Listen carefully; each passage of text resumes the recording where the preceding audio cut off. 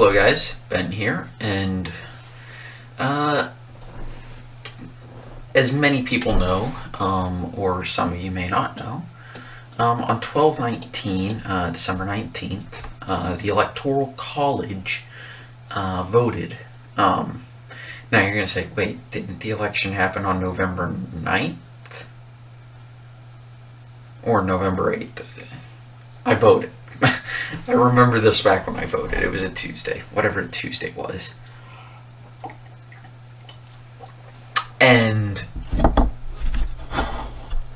well, here's the thing. We have a very complicated system here in the U.S. We're voting for our next chief of state, or our next head of state. First, we have popular 51 different elections, all held on the same day, to determine the slate of electors for the Electoral College, who then vote on 12/19.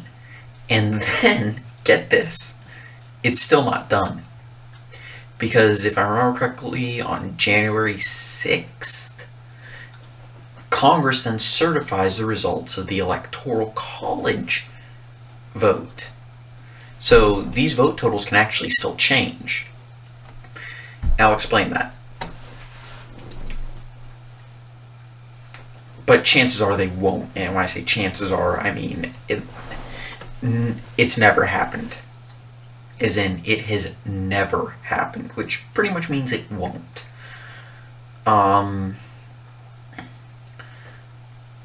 So here's kind of, I'm going to give a little bit of history on why we have such a honestly screwed up system. And I'm actually going to explain why I think we need to keep it, which is going to sound very strange. So, why do we have this crazy system? Well, back in the day, back when our Constitution was written, it was the only way to ensure that, all the votes were kind of, at least somewhat counted. Okay? Because vast distances in the 1700s were not exactly something to laugh at. Like,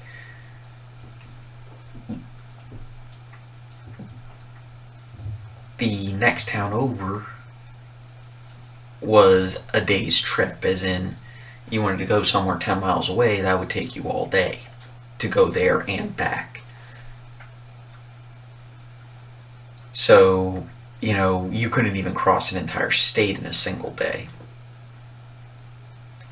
Especially for a state like, say, Georgia,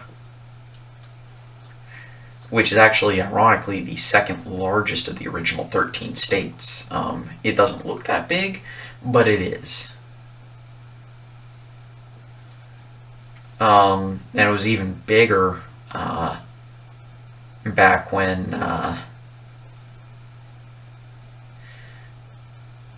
then, because it also included Mississippi and Alabama. Just like North Carolina. Actually, Tennessee used to be part of North Carolina. Both Kentucky and West Virginia were part of Virginia. If I remember correctly, Pennsylvania controlled Indiana. Indiana and Ohio. But anyway, so these large areas, you had to have, representatives go and give your vote, or explain who the people in that area wanted to vote for. Okay? And so that's kind of where our Electoral College came from. And state would hold its popular vote, right? And then it would send electors to relay the intentions of the state. Now, of course, each state determines how its electors are appointed and who they go to and how they go to that person. So we have a system where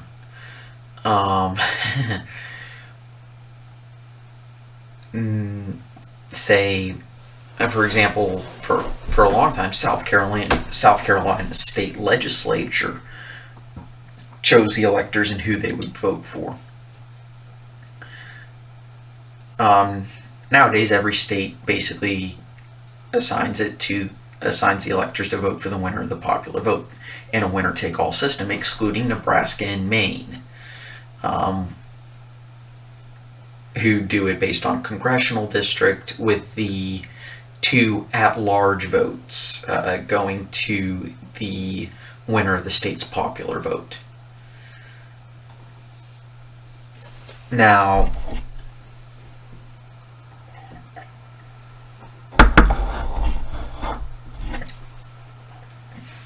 we also have a system.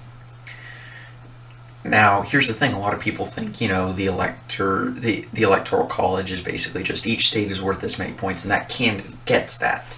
That's not exactly true, because there are actual people in the Electoral College, and these are called the electors. And each state has a different, and each state can choose to appoint them in any way they want, really.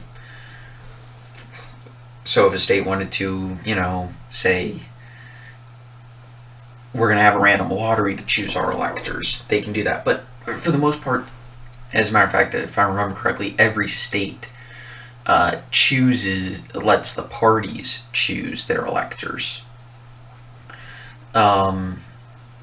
So, for example, there's a Republican set of electors for president, and a Democrat set of electors for president, and a Libertarian set of electors, and whatever. Basically, every candidate running has a set of electors. And typically, candidates of actual parties, they choose people who are, deep insiders. Basically, people who are not going to betray the vote of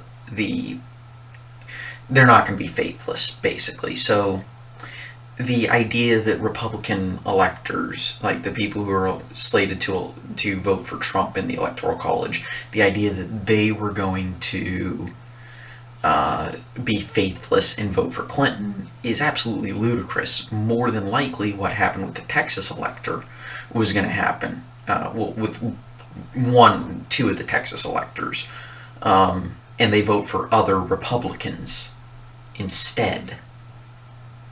Okay? So the idea that they were ever going to vote for Clinton is kind of, ridiculous. So, moving back onto it, a lot of states have laws against faithless electors. Some states it's a fine, like Washington State. Other states it's, if you don't vote for the person the state voted for, your job as an elector, your vote gets canceled, and you get replaced by someone who will. I'm actually not a big fan of this. I think faithless electors are an important part to the system. Believe it or not, for the same reasons cited by the people who wanted electors to be faithless against Trump. However, it's hard to prove their claims. Therefore, I honestly think that the burden of proof, if you're going to be faithless, is beyond a shadow of a doubt. The same burden of proof is in a court of law. Like, if you're going to be faithless, have a damn good reason for it, and have at least somewhat reasonable proof of this damn good reason. That's my opinion. I could be wrong. I'm not going to try and change that. But I do think that there are reasonable situations where a person should be faithless and vote for somebody other than who the state voted for. And here's the thing. There have been actually a surprising amount of faithless electors, enough for about 2 for every presidential election ever held. However, most of those happened, and if I remember correctly, it was 1892? Most of those happened in one election cycle. About 57%, as a matter of fact, it was like 57% of all faithless electors happened in one election cycle, where the Democrat nominee, if I remember correctly, it was the Democrat nominee. The Democrat nominee for president died before the Electoral College gathered to vote. And of course, a lot of electors, didn't want to vote for somebody who was dead. Not that it would have changed the outcome of the election, obviously, because of the candidate who lost died, so it didn't matter. But they still didn't want to vote for a dead guy, which is completely understandable. He still received 3 posthumous votes, though. So, because some states, said you still have to vote for the person who, your state voted for, even if he died. Which I kind of find funny, but that's beside the point. Every other one has been, other than that, they've been extremely rare. For example, a Washington elector voted for Ronald Reagan instead of Gerald Ford, because they thought that Reagan should have won the primaries, which was actually a very commonly held belief at the time in the Republican Party, because they're like, holy crap, we nominated the wrong person. It's not that Gerald Ford didn't win the primaries fair and square, he did, but he didn't win the primaries. No one actually won the Republican primaries in 76. So it came down to, unpledged delegates whom, Reagan actually was trying to bargain for, and a few unpledged delegates were like, we should have nominated Reagan after Reagan gave his speech. But, one of them voted for Reagan, who won 4 years later. Pretty huge victory, too. But another, in 72, an elector from Virginia voted for the Libertarian, which happened again this year. I'll explain. Not Virginia elector, but someone else. And the person who cast that faithless vote actually became the Libertarian nominee for president a few years later. Then there was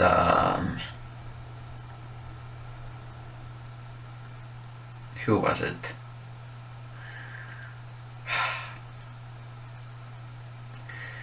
But other than that, most of the faithless electors have been, in the 1800s.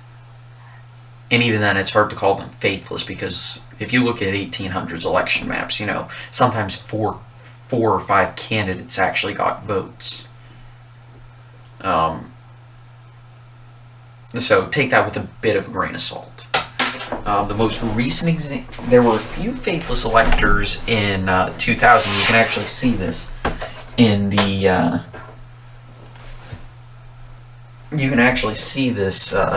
if you look at the 2000 electoral map totals. What happened was a DC elector said, because Bush won the states 271 to 267, and a DC elector abstained from voting because DC does not get voting congressional representation. So it was kind of a protest, though a really stupid one, considering, it didn't matter. Let's see. In 2004, this actually changed Minnesota's laws, and it basically made them cancel a Minnesota elector's vote this year and have to it had to actually replace the elector this year because of this person. In 2004, which is the most recent example of a faithless elector, an elector voted for John Ewards, which is kind of close to the Democrat nominee for vice president that year, John Edwards, whom the person voted for vice president. So it's suspected that he tried to vote for John Edwards for both president and vice president. We're confused about that, but Minnesota had secret ballots for electors that year, and for basically every year. And after that incident, they switched to public ballots for electors. And, well, I'll get to that when I explain kind of the weird vote breakdown. So basically, only a few states voted differently than what we expected them to. And I'm going to bring a few extra examples. In Maine, One of the electors declared his intention to give one of Maine's votes to Bernie Sanders. However, on the first roll call, when he actually did vote for Bernie Sanders, and this was slated to be the first faithless elector of the election, and this was one of the people who was supposed to vote for Clinton, right? He voted for Sanders because Sanders won the Maine primary. Yeah, a bit silly, but whatever. The person who was chairing the meeting declared this guy out of order, and on the second vote cast, they gave him a chance to flip his vote or be replaced, which Maine is a fine and replace state. And he voted for Clinton after that. Okay, the next incident happened in Minnesota, where an elector tried to vote for Bernie Sanders, and he was replaced. His vote was canceled and he was replaced. In Colorado, the leader of one of these groups one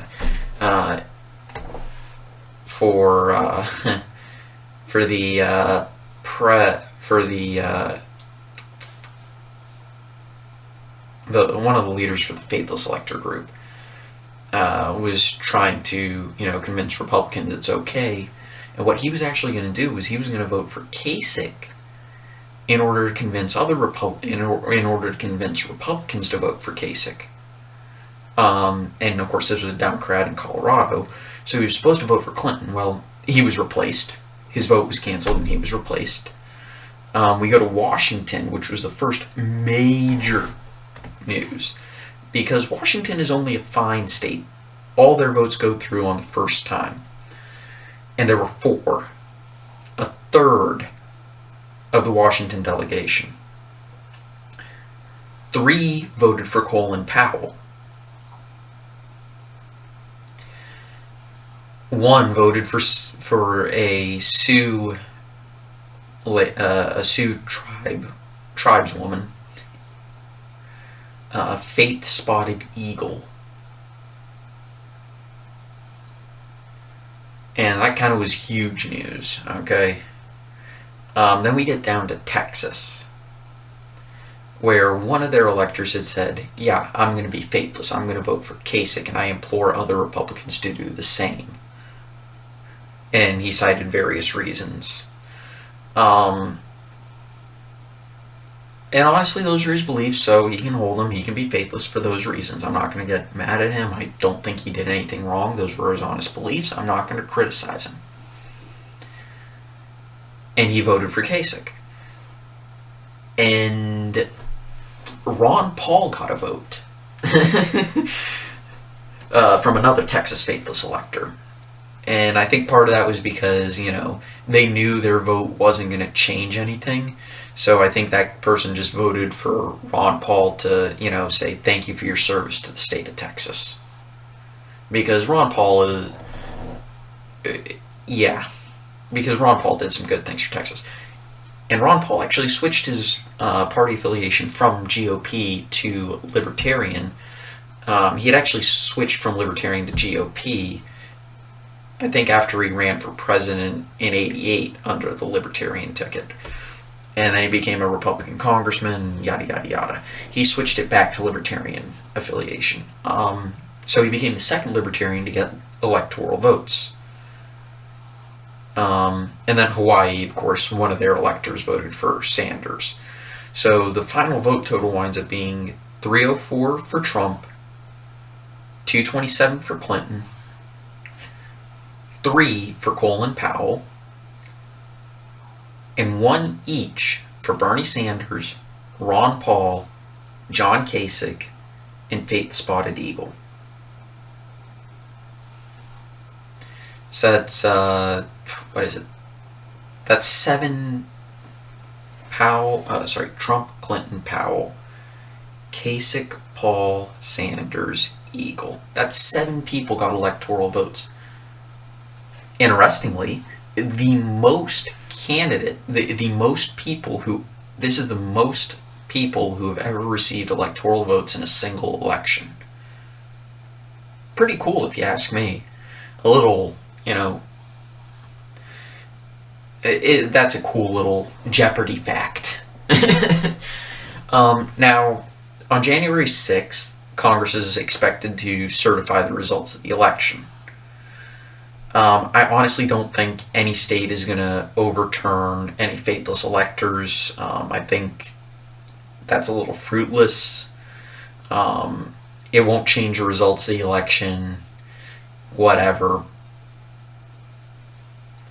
And honestly, I don't think they do it because it would set a dangerous precedent that Congress can overturn election results if they don't like the results of the election. So I don't think they're going to do it. I don't think they're going to change the vote totals. It's just not going to happen.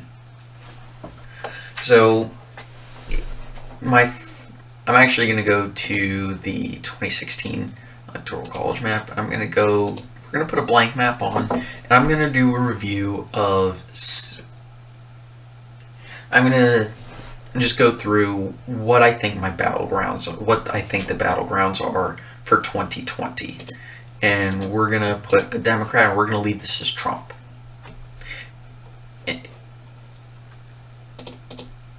So, I actually think the West Coast is basically not going to be a battleground. I'm just going to fill these through. I'll leave the 2nd district in Nebraska up. I think Texas is going to bounce back as safe for Trump. I don't think so. Missouri, Kentucky, Alabama, Mississippi, South Carolina. I'll leave Georgia as a battleground. West Virginia, Indiana. Honestly, I think Iowa is going to be completely safe at this point. So there's that, and then let's finish up the blue states. Here we go. Rhode Island. Actually,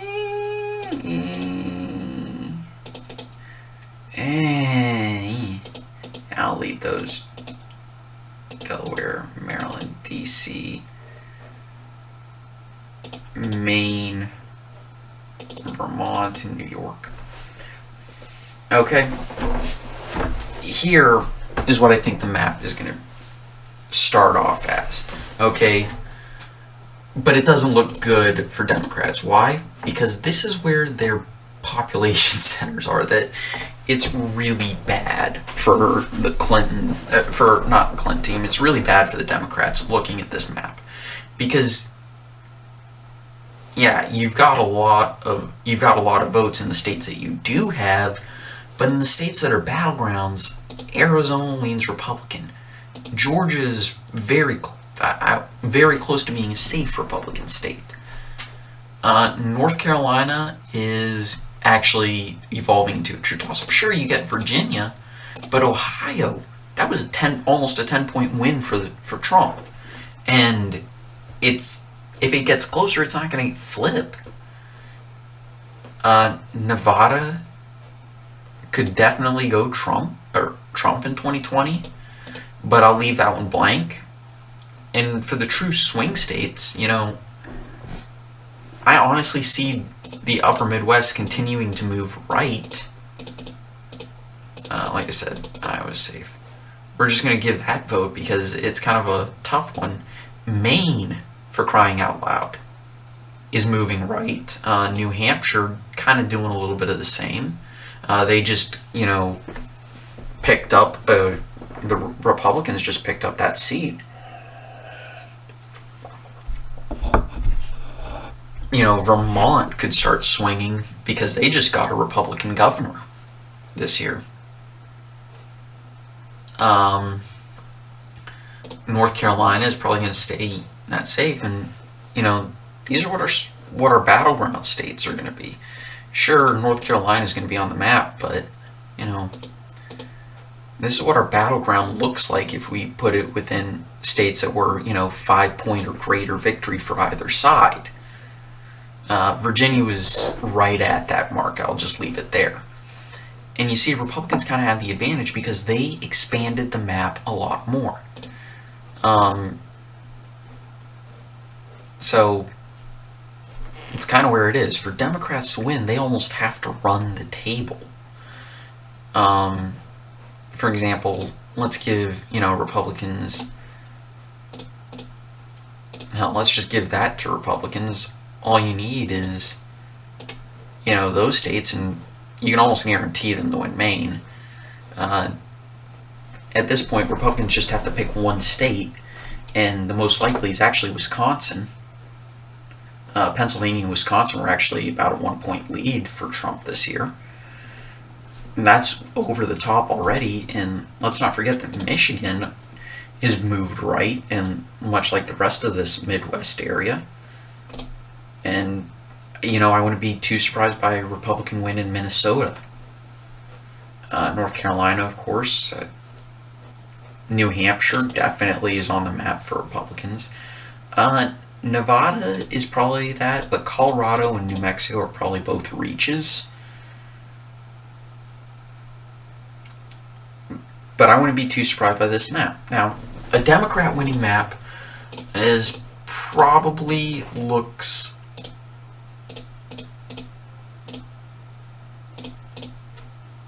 A Democrat winning map probably looks like this in 2020.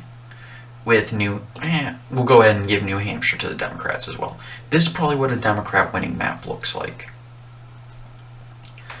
We'll flip this. But it looks like this vote here in Maine is permanently flipped.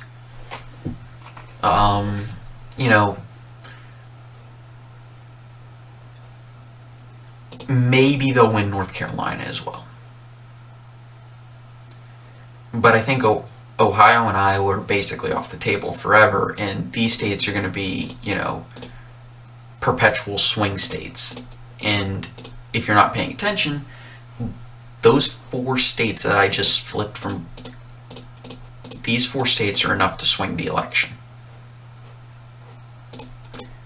And if you don't think that these states can be red, well, this year it happened. Anyway, guys, thank you for watching. Sorry about the length, but I just wanted to, finish things up.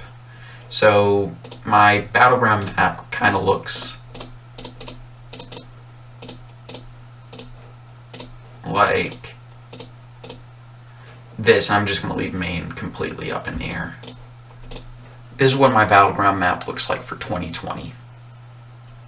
As of now. Things can definitely change. Anyway, guys, thank you for watching. Bye.